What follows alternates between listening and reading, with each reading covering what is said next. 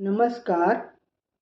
Early N के ए मराठी प्रेरणा प्रतिष्ठान आयोजित गणेशोत्सवानिमित्त विशेष उपक्रम यामध्ये मी सौ श्यामल अविनाश कामत सहभागी होत आहे.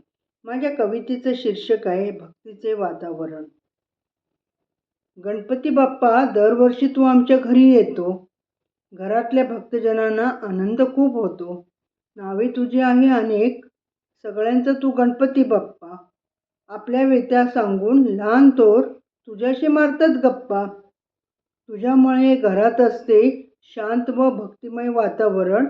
पूजा व आरती करताना तल्लीन होतात सर्वजण. सर्वांना तू आशीर्वाद देतो, त्यांच्या हाकेला धावून नवसाला पावतो.